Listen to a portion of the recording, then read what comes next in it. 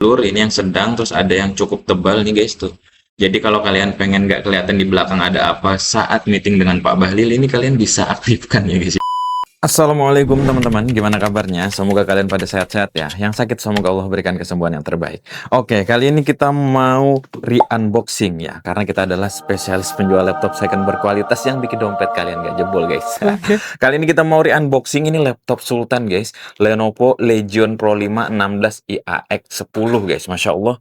Dan harga rilisnya itu lumayan ya, di 34 jutaan kalau nggak salah ya guys ya.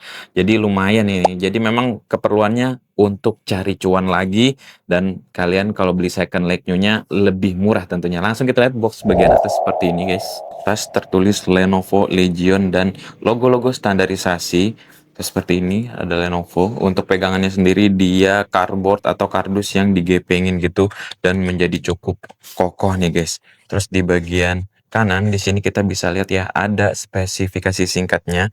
Di sini kayak Intel Ultra 7 255HX. Terus di sini ada displaynya 16 inch, sudah OLED dan WQXGA ini guys, seperti itu. Nah, di bagian depan boxnya masih sama pada umumnya Legion tahun kemarin ya guys ya. Legion ditulis dengan besar, terus ada logo Lenovo. Untuk di sebelah kirinya kosong nih guys ya. Untuk di bagian belakang seperti ini, standarisasi aja. Terus di bawahnya seperti ini aja, karena dia namanya re-unboxing ya udah, ini udah dibuka sama pengguna sebelumnya guys. Lenovo Legion Pro 16 IAX10. Sebelum itu di sini yang kita dapatkan adalah tas yang cukup cakep nih guys. Nih, Masya Allah, mantap ya. Nih, dia modelnya kayak magnet gitu. Tuh, tinggal tempel udah langsung tertutup. Kayaknya di beberapa tempat bisa beda-beda nih tas yang didapatkan. Ada yang model seperti ini, dan ada beberapa model, dua model lagi kalau nggak salah guys, tergantung ketersediaan dari Lenovo-nya sendiri. Oke, ini masih cakep sih guys. Penggunaan 1 pekan doang guys. Untuk tipe charger yang kita dapatkan adalah andalannya Lenovo ya guys ya. Seperti sebelum-sebelumnya dia desain yang model kotak gepeng kayak gini. Terus untuk chargernya ini masih terbungkus kertas. Ini masih kayak baru banget ya.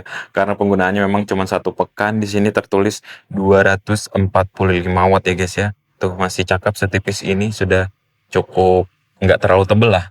Ya standar laptop gaming. Kemudian untuk kitab-kitabnya seperti ini, ada kartu garansi, terus ada panduan ya guys ya. Buku panduan, jadi cara penggunaan singkat gitulah ya guys ya. Tuh seperti ini. Oke. Ya, kita balik lagi ke Lenovo Legion Pro 5 16 IAX10. Ini warna Eclipse Black guys, Masya Allah. Ini warnanya black semua gitu ya guys ya. Bagian cover dia terbuat dari aluminium, yang lain masih polikarbonat. Di sini bagian belakangnya ada logo Lenovo ya, seperti ini. Bagian Legionnya itu di bagian persis di tengah. Dulu di sini ya guys ya. Sebelum-sebelumnya lagi hanya logo Y gitu di sini. Ya, kalau masih kalian ingat. Sekarang Legion gitu ya, kayak mengkilat gitu, kayak MacBook sedikit gitu ya guys ya. Kalau MacBook kan logo terus mengkilat, kalau ini tulisan Legionnya yang mengkilat. Terus untuk ketebalannya sendiri, ini yang paling tipis itu ada di 2,1 mm, sedangkan yang paling tebal itu di 2,5 mm, yang paling tebal ya guys ya. Ini sedikit lebih tipis dibanding pendahulunya, kurang lebih di 1 mm guys. Nah, di bagian belakang sudah nggak ada exhaust nih, nggak ada exhaust, nggak ada port lagi guys. Sekarang hanya ada exhaust, ini full exhaust kayak gini biar pendinginan lebih mantap kali guys ya. Terus di bagian bawah di sini ada intake seperti ini, lubangnya kiri kanan ya guys ya. Sedangkan di tengahnya ini ditutup guys. Terus ada rubber. Oke, kita lihat port di sebelah kanan. Di sini yang tersedia adalah combo jack 3,5 mm, terus ada Type A. Terus ada Type A-nya ada dua di sini. Terus ada shutter pelindung dari kamera privasi biar terhindar dari bejorka, biar tidak dihacker guys. Terus ada RJ45. Di bagian kiri di sini bisa kita lihat. Nah, di sini ada Type A lagi, terus ada Thunderbolt 4, di sini ada Type C, ada HDMI, terus ini untuk port charger yang tadi DC-in ya guys ya. Oke, langsung kita, oh ya, di sini masih terlindungi nih guys, masih kayak baru banget nih, masih ada pelindung biar bisa kalian keletek, karena penggunaannya memang cuman 1 pekan. Ya, kita coba buka dengan satu tangan, kira-kira bisa nggak ya? Bismillah. Ya, tentu saja bisa, dan ini booting time-nya.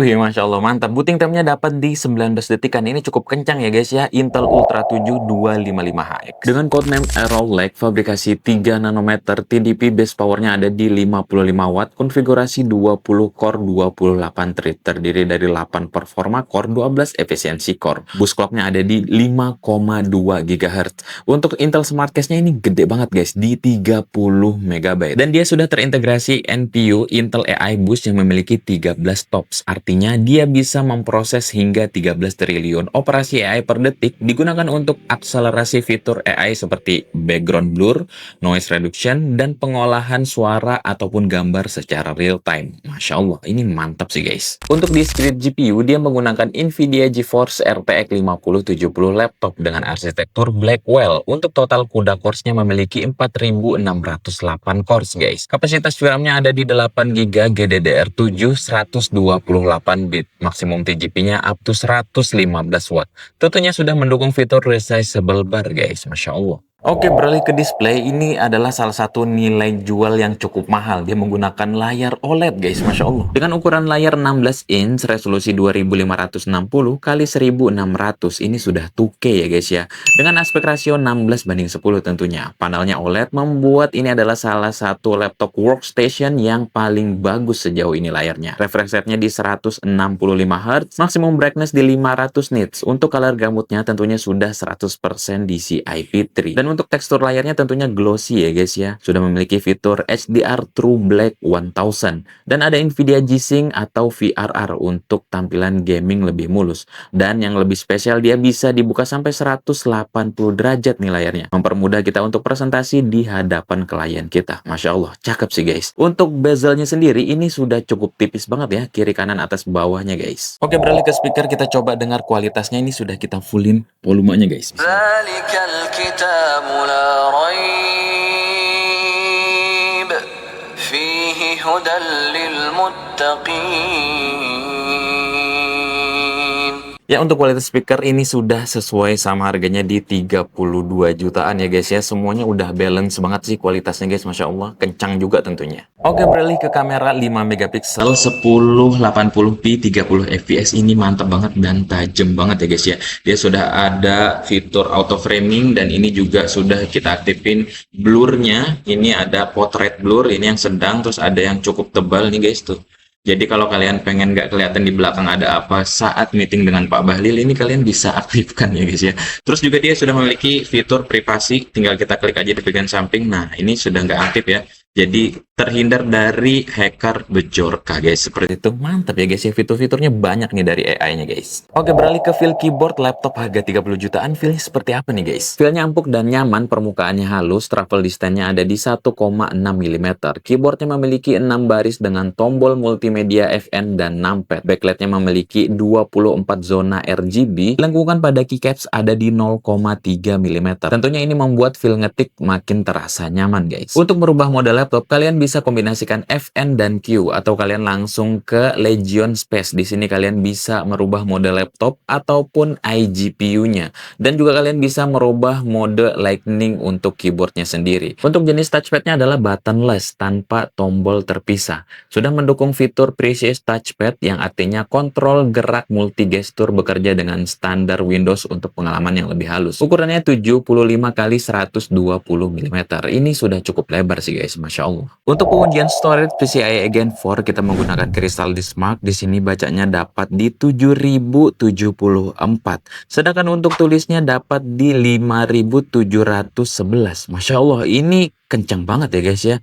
Untuk sekelas laptop 32 jutaan ya standar sih. Karena dia memang untuk workstation, jadi perlu SSD yang cukup kencang banget. Ini Masya Allah cakep sih guys. Ya, untuk opsi upgrade tentunya kalian sangat luarsa banget ya. Di sini RAM-nya sudah dual channel. Yang kita pakai adalah 32 GB. Masih bisa kalian mentokin sampai 64 GB dual channel guys. Masya Allah. Dan untuk SSD-nya kita sudah menggunakan SSD 1 TB dan masih ada slot kosong satu lagi SSD guys. Masya Allah cakep sih guys. Untuk pendinginan dia menggunakan Legion Cold Front Hyper. Di situ ada 4 heat pipe dan dual fan. Harusnya pendinginannya sudah cukup oke banget karena heat pipe-nya itu cukup tebel-tebel ya guys ya dan lebar-lebar.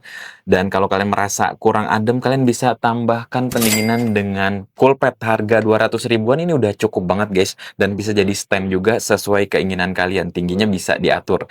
Nah, kita langsung coba juga performa gamenya seperti apa di sini guys. Oke guys, di sini pertama kita coba lihat settingan grafiknya ya. Kita pakai yang rekomendasi dari Wukongnya, langsung kita apply.